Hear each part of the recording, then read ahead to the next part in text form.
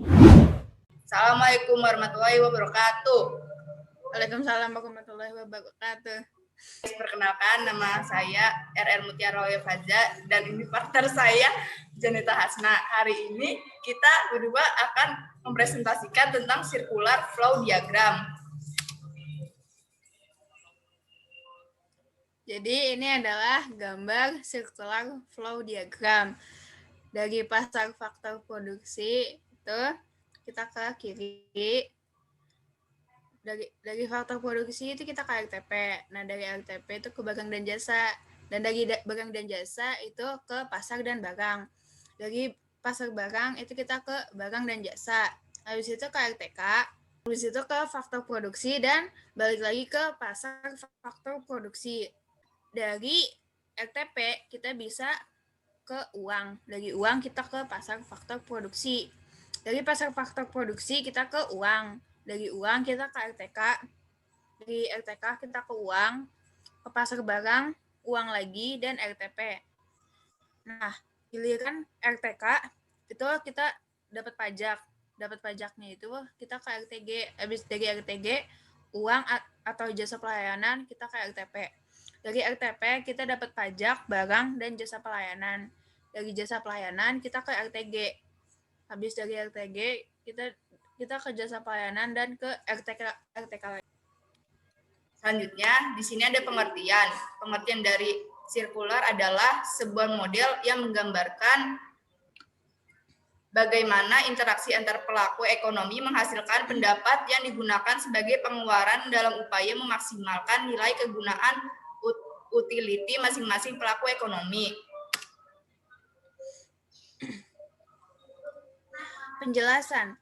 Aliran sirkuler pendapatan atau aliran melingkar adalah model ekonomi di mana bursa utama dipresentasikan sebagai arus uang, barang dan jasa, dan lain-lain antara agen ekonomi. Mengalir uang dan barang dipertukarkan dalam sirkuit berkorespondensi tertutup dinilai, tetapi berjalan dalam arah yang berlawanan.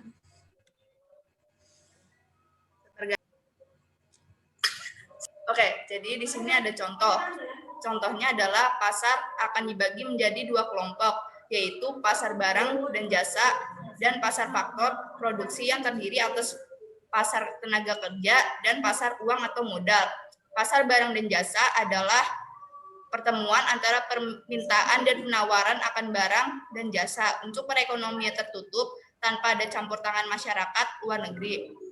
Permintaan akan berasal dari sektor rumah tangga, konsumsi, dan pemerintah. Umumnya merupakan pemerintahan akan barang dan jasa pada tahap akhir.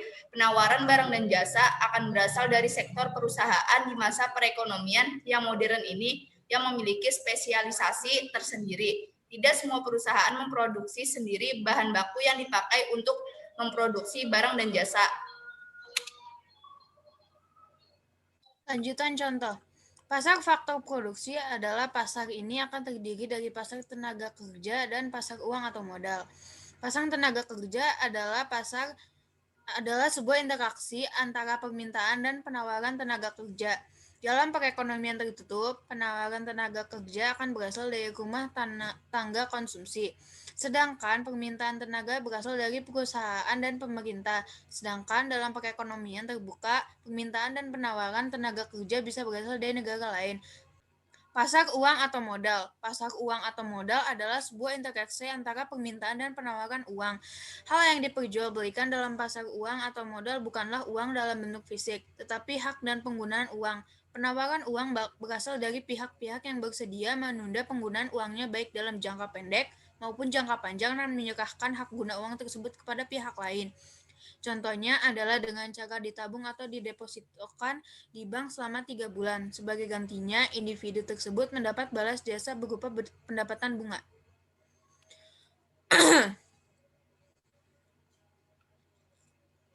Lanjutan contoh pasar uang atau modal. Yang membedakan pasar uang dan pasar modal adalah waktu dalam kegiatan jual belinya. Apabila hak penggunaan uang yang diperjualbelikan adalah setahun atau kurang, maka termaksud dalam kategori pasar uang. Jika lebih dari setahun, pasarnya disebut pasar modal agar lokasi sumber daya keuangan bisa lebih efisien, akan dibutuhkan sebuah lembaga yang bisa menjadi perantara keuangan, bisa berupa perbank atau non-perbankan. Penggunaan circular flow diagram. Sektor RTK atau konsumen akan membeli barang atau jasa dari sektor RTP atau produsen. Sisi lainnya, RTP akan menerima uang dari RTK. Ini artinya RTK akan berperan sebagai pembeli atau barang atau jasa dan RTK penjual. Pada Agustus ini, RTP menetapkan harga produknya berdasarkan biaya dari tenaga kerja serta kemampuan yang dimilikinya. Sementara harga yang muncul di pasar barang ditentukan oleh pertemuan antara permintaan RTK dan penawaran RTP. Transaksi barang dan jasa terjadi di pasar barang atau produk market. RTK akan membutuhkan yang namanya pemasukan. Pendapatan ini bisa diperoleh dari penjualan faktor produksi yang dimiliki. Sektor RTK menawarkan faktor produksi kepada sektor RTP. Sebagai gantinya, RTP akan memberikan uang. RTK memiliki peran sebagai pembeli faktor produksi dan RTP penjual. Harga yang muncul akan ditentukan oleh pertemuan antara penawaran RTK dan permintaan RTP. Transaksinya dilakukan di pasar barang produksi. RTG atau pemerintah mendapatkan penghasilan dari pajak dan menggunakannya untuk membeli barang dan jasa dari pasar faktor produksi, pasar barang dan RTP. Barang dan jasa ini nantinya akan dipakai sebagai bentuk pelayanan kepada masyarakat. Pada akhirnya, circular flow diagram adalah sebuah diagram yang bisa kita gunakan untuk memahami atau melihat proses dari sebuah kegiatan ekonomi. Sekian dari kami. Wassalamualaikum warahmatullahi wabarakatuh. Wassalamualaikum warahmatullahi wabarakatuh.